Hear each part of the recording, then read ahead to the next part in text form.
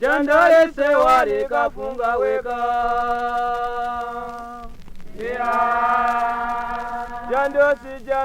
Jandore se wari kafunga weka. Ali kuweka ngaliba munyimdara. Timshauri nakanga. Nakanga nani nakanga stambule. A song sung in solemn observation of a cultural practice in a remote village in Mangochi, Malawi. It is the day where all young men who have spent almost a month being drilled in virtues and responsibilities of an adult will be circumcised.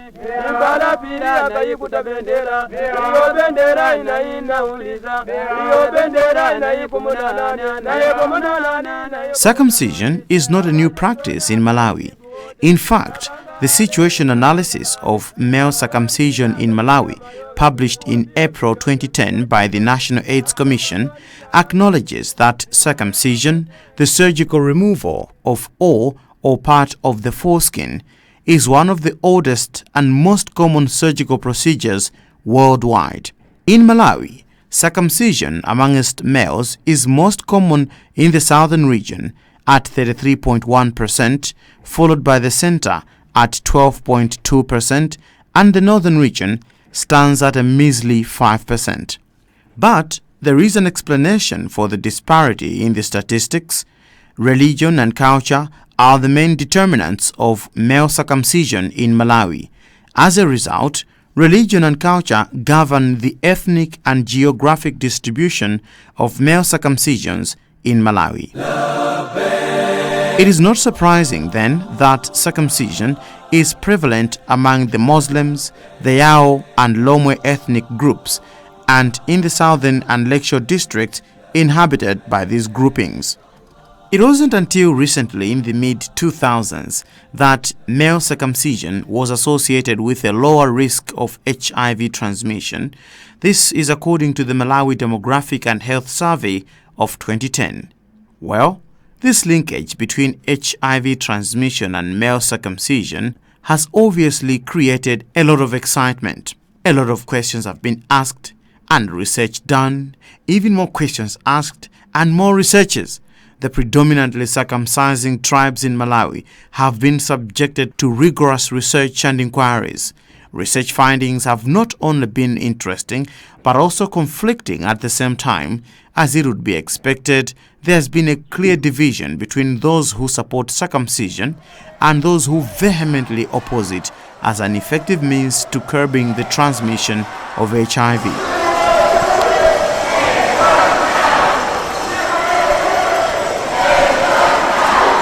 Is circumcision an effective way of preventing the spread of HIV? Do we have the necessary statistics to back this claim? What kind of circumcision are we talking about here? Okay, you circumcise the man. What about the woman? Isn't infant circumcision a violation of human rights? Not surprising at all.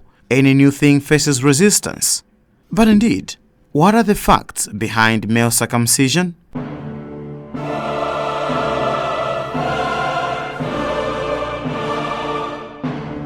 Enter voluntary male medical circumcision.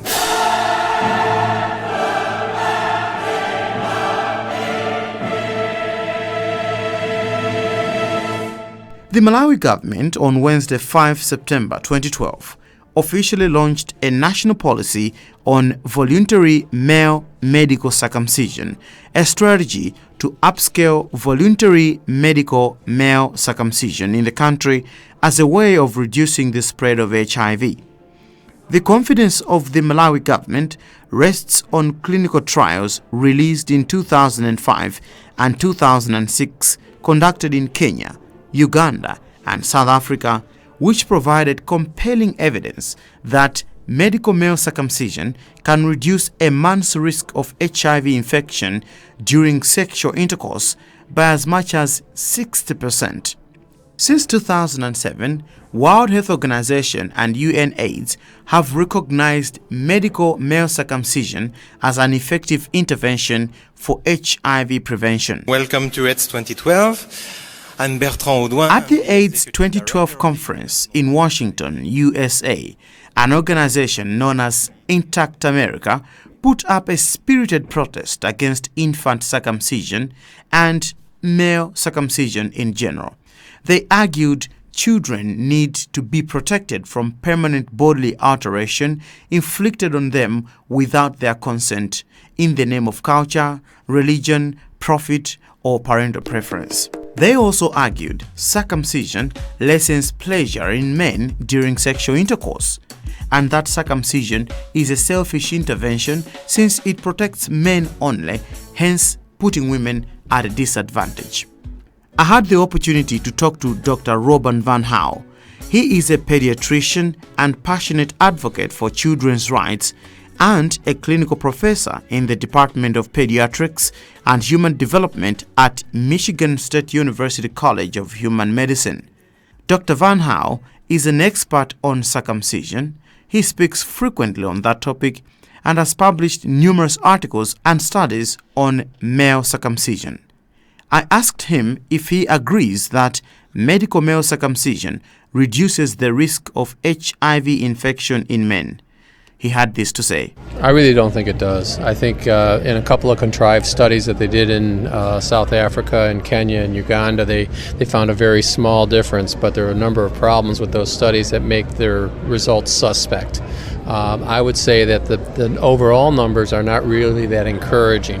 You have a number of countries in Africa where circumcised men are at higher risk of HIV infection than men that are not circumcised. So if they had this huge reduction in these studies, why don't we see it out in the real world? There's a lot of other factors that are going on, things that are much more important in the spread of HIV, and we should focus our energies on those things. So you're saying we should completely stop talking about circumcision or what? I think if someone wants to, is fully informed of what circumcision does to their sex life and to their penis, and fully informed on what it may or may not do as far as their infection risk, they can make that choice by themselves.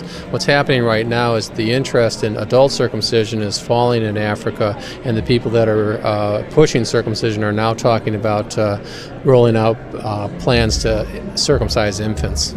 So in your view, which ones are the more effective means of preventing people from contracting HIV, which we should be promoting, other than circumcision? Well, we know that condoms, if you use them consistently, are more than 99% effective. We also know that if you treat someone who's positive for HIV with antiretroviral therapy, that their chance of passing along the infection to someone else has dropped pretty much to zero. So we know that if we identify people that are infected and we keep them from spreading the infection to someone else, that's probably the most efficient way to keep HIV from spreading. Dr. Robert Van Houw of Intact America, and also a medical doctor from Michigan University. However, most studies conducted on male circumcision seem to point to evidence that indeed it lessens the man's susceptibility to contracting the virus. It is widely accepted that the majority of men who are HIV positive became infected through the penis during sexual contact. Recent studies have proven conclusively that uncircumcised men are at a much greater risk of becoming infected with HIV than men who are not circumcised. Experts offer several possible reasons why circumcision offers protection against HIV infection. First, the inner surface of the foreskin has a very high concentration of cells containing HIV receptors that act as a portal into the body when exposed to HIV infection bodily fluids such as semen. 2. The foreskin traps HIV in a moist environment near the surface of the penis, allowing the HIV to live longer. And 3. Small foreskin tears that may occur during intercourse provide an entry for the virus. Dr. John Gashka, is the Executive Director and General Counsel of Doctors Opposing Circumcision, an organization of physicians and others who are opposed to non-therapeutic neonatal circumcision.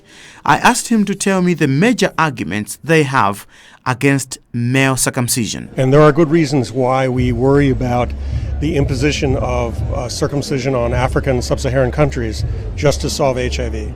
And to make it easy for you, we believe that it's very expensive, much more expensive than condoms and education. Deputy Director responsible for planning, research and evaluation in the Department of HIV, AIDS and Nutrition in the Office of President and Cabinet is Mr. Jackson Mjeteni. He argues that the strain of HIV/AIDS interventions on the national budget is obviously huge, but adopting medical male circumcision as one of the combined interventions might, in the long run, reduce this strain. Voluntary medical male circumcision is one of the combined prevention options that have been looked at as more likely to be effective, because statistics show that annually we have 55,000 new infections. And now that we have a chance of reducing up to 60% of new infections by using VMMC, I can foresee probably, my crude mathematics, about 30,000 reductions on annual basis of new infections, which is not a small figure, because at present, HIV and AIDS alone is costing government nearly 10% of the annual budget. Now, even at the household level, if one single problem can cost you 10% of your budget, it's a mega problem. So what we are saying here is that maybe the onus should be on those advocating for the policy to ensure that indeed people go for voluntary male medical circumcision. Because as it stands now, another study has been done by our office, the Department of Nutrition, HIV and AIDS, and it's showing that from next year, 2013-2014 budget, the gap in terms of what resources are there and what will be needed to contain HIV and AIDS alone will escalate from $200 million on an annual basis to as much as nearly $400 million in 2020-2021. This is not a small figure. And bear in mind that at present, 98%, I'm stressing 98% of the National Response Program resources are from external sources. We only contribute 2%. Do we have an economy if we overlook some plausible options that are being suggested? Are we likely to contain the pandemic? Dr. John Gashka, Executive Director of Doctors Opposing Circumcision, continues to argue that medical male circumcision seems to be a selfish intervention that protects the man only, leaving the woman at his mercy. It is risky for women because it only protects men. And even the people who are promoting circumcision in Africa for HIV admit that it protects the man from an HIV-positive woman, but it doesn't work the other way around. She is vulnerable if he doesn't take the normal protections and is HIV positive himself, and she doesn't have it yet. Dr. Mwai Makoka works with the National AIDS Commission as acting head of policy support and development. Much as he agrees with the main thrust of the argument, he says it's better to look at it from another angle. In medical terms, we have the word herd effect. Herd effect is usually used in discussions about vaccinations, immunization. The herd effect, it means there's a critical population of people at risk. When that critical population is immunized, even those that are not immunized also get the protection. So here, even though women will not necessarily be immunized, but when a critical population of sexually active men are circumcised, the men that are not circumcised and the women that are not circumcised, they will also be protected. And those numbers are 2.1 million to be immediately circumcised within 5 years. If we can do that, we'll have a population effect of the program. If we circumcise 2.1 million in 10 years, we'll not reap the benefits. If we circumcise very slowly, will not reap the benefits. That's why we have this hype to make sure that we do it properly and correctly. Mrs. Martha Kwaraine, Malawi Health Equity Network Executive Director, agrees that medical male circumcision better be viewed as only part of a package of preventive measures. We have female condoms. The female condoms are specifically for women. In the event the prostitutes, they have found a client who doesn't want a condom, they can still put them on and then they are protected. So this is just one other intervention. Our understanding is not that it is discriminatory, but it's just trying to complement on the other efforts that are already there. So it's a targeted intervention, which at the end of the day, it would actually help. Dr. John Gashika, Executive Director of Doctors Opposing Circumcision, says he is not convinced that we should be spending any more money on an intervention like medical male circumcision, since we will just be opening a can of worms. He cites cases of some men who tend to feel overprotected when they have gone under the knife. They feel they are now fully protected from HIV and do not care about the good old ABC, abstinence, being faithful, and condomizing. It's already been shown in Zimbabwe that boys are thinking that if they get circumcised, they do not need to use a condom. And that is even more risky for the woman and for the man himself if he thinks that somehow HIV has conferred some sort of magic protection. Those who promote circumcision do not particularly claim that it's the sole way of protecting people, That's exactly but true. they say it's one of those ways. Don't you think it's still worth being tried, and practice it together with condoms and everything else? Well, that would be good if it weren't taking all the money away from very good educational efforts and widespread distribution of condoms. That would be true. And they claim, of course, that if you have a package of small protections, that this will help. But you don't add those things together. I mean, there's an old joke in America that if you have a device that gives you 25% gas savings, and then you have a device that gives you 50% gas savings for your car, and then you have a device that gives you another 50% gas savings for your car, that you would have to take gas out of your tank all the time because it would constantly be filling up. So in medicine, you don't get to add together little tiny bits of claimed protection and think that it adds up to 100%.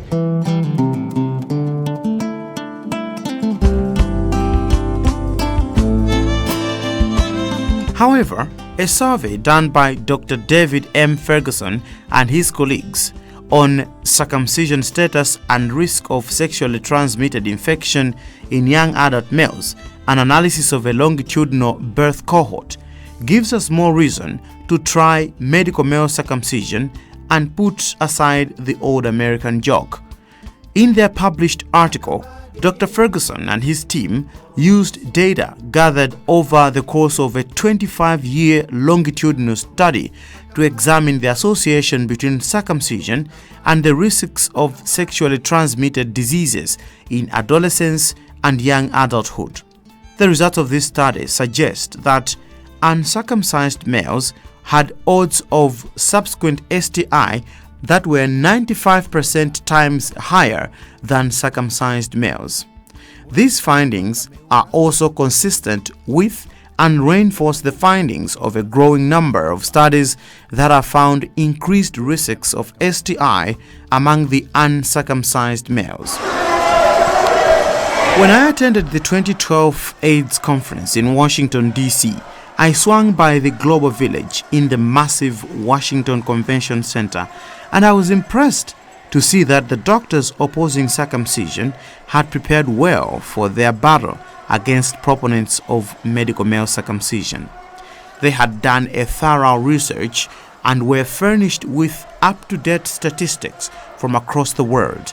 I met Dr. John Gashika, Executive Director of Doctors Opposing Circumcision, who did not hesitate to fish out a copy of the MDHS. This is from a study. I'm trying to see where this study was from. Sorry to give you a dead time there.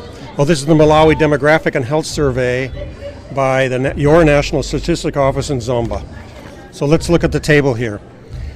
Under the circumcised who are HIV positive, in the age 25 bracket, which a good bracket, the circumcised men have 9% HIV. But the men who are not circumcised have only 6.4% HIV.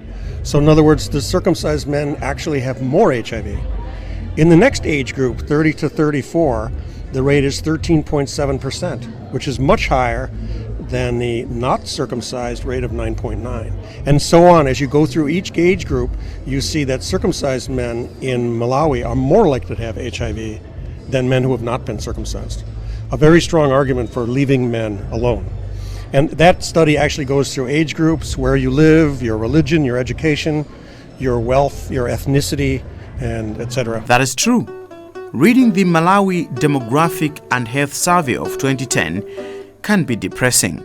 Page 206 of the report says, read verbatim, in Malawi, the relationship between HIV prevalence and circumcision status is not in the expected direction. Circumcised men aged 15 to 49 have a higher HIV prevalence than men who have not been circumcised, which is 10% compared to 8%. There are more specific research findings on that page which all seem to inspire no confidence in male circumcision as a way of preventing HIV infection in men. However, there is a perfect explanation to this phenomenon. My name is Dr. Mwaimakoka from National AIDS Commission. I would just want to addressing the concerns raised about the demographic health survey, showing that HIV prevalence is actually higher in our circumcising districts or communities. The main point here is that we are promoting medical male circumcision and not only male circumcision. And we are also adding the V, voluntary. It ends up being very long, voluntary medical male circumcision. We have kept it that long. It's cumbersome, it's very heavy on the tongue, but it's our cornerstone. It is medical circumcision that is protective. So when we bring data from traditional circumcision and claim that it is not protecting, yes, it is not protective. And we know that it is not protective because it is medical male circumcision that has been shown to be protective and not any other circumcision. So those are completely different arguments. It's outside the equation because traditional circumcision is not performed for medical purposes. It is performed for traditional reasons. Equally, circumcision may also be performed on religious grounds. When we are bringing those types of circumcision into the discussion, we are actually contaminating the whole discussion. It's completely outside the equation. Because the circumcision that we're promoting is what World Health Organization recommended, which has been proven in 3 different settings, that it actually confers protection up to 40% or more in men. Dr. Mwaimakoka, National AIDS Commission, Acting Head of Policy Support and Development. What Dr. Makoka is saying is not strange. The situation analysis of male circumcision in Malawi of 2010 recognizes several types of circumcision that are done in Malawi. These are done in a non-conventional way, mostly for traditional or religious purposes and not for medical purposes. It does not aim at removing the entire foreskin as recommended by health personnel. Mr. Amon Nkata is the National Sexually Transmitted Infections Program Officer in the Ministry of Health in Malawi. Titabanga soka fukufuku wina kupita kumulanjeko. Tinapeza kuti no mdulidwe umene amapanga amasiyako ndi thukungu lina imene mdulidwe umene umachedwa chidontonto. Ena amangoyepula kuipasa makutu. Ena amangoyepula kungoipasa kasiliti kuti no mutu uja uzisuzumira ngati mbewa. Ngati mwasiya khomo loti kachilombo katha kulowerapo, no protection. Nde pali ma cells amene ananena chameti macha ma cells of fungus amene pali ma receptors ka virus kamalowera pompo. As Dr. Anthony Fauci, director of the U.S. National Institute of Allergy and Infectious Diseases in Bethesda, observes, in uncircumcised men, Langerhans cells are more richly concentrated near the surface of the foreskin. Now, Langerhans cells are immune cells that are primary targets for HIV transmission. This emphasizes the need for a complete removal of the foreskin if one is to limit the risk of contracting HIV. This is not what happens in traditional settings in Malawi. Dr. John Gashka, Executive Director of Doctors Opposing Circumcision, has one last appeal. I would say let's avoid circumcision until we have a sufficient level of that same money spent on education and condoms for young men. We have no comment about adult men above age 18 or 21. I don't know what the age of majority is in your country, but in our country is about age 18. And we think that if a man wants to get himself circumcised at age 18 and he knows what he's getting into, that we don't have any worries about this. But we hope that he doesn't take his circumcision and say to a woman, now that I'm circumcised, I can't give you HIV, so I don't need to use a condom. Mrs. Martha Kwataine, Executive Director for Malawi Health Equity Network, believes we can still give medical male circumcision a chance as long as we make it affordable to a lot of people at once. The best way forward is public-private partnerships. Like the way government has done with provision of ARVs, you get them from CHAM, you're not supposed to pay a fee because the government is procuring through NAC, just like the case with Bill M. Maybe also we need to bring up on board the private sector. How do we want to partner with them? Some of us were on schemes and would still want that service. So maybe the Minister of Health needs to clarify so that at the end of the day, we are not exploited in the name of having a medical scheme.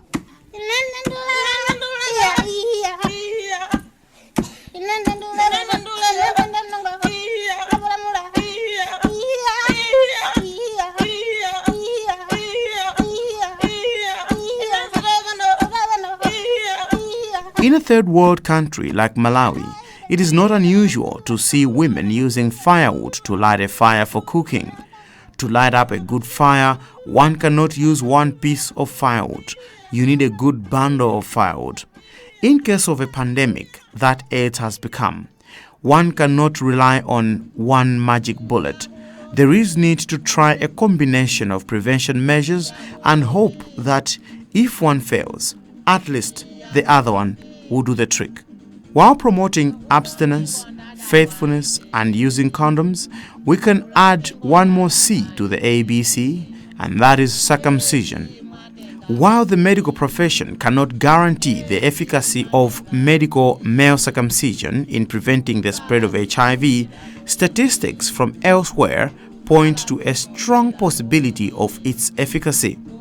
And as someone said, well, in a rather bawdy reference, the male reproductive organ is the same all over the world.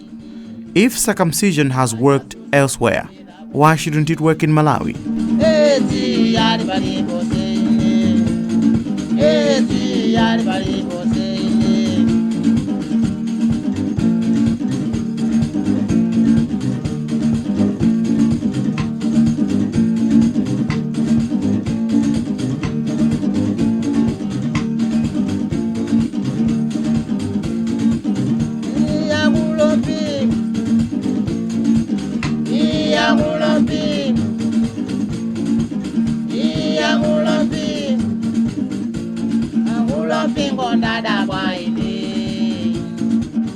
Pingo ndada bwaine eti matenga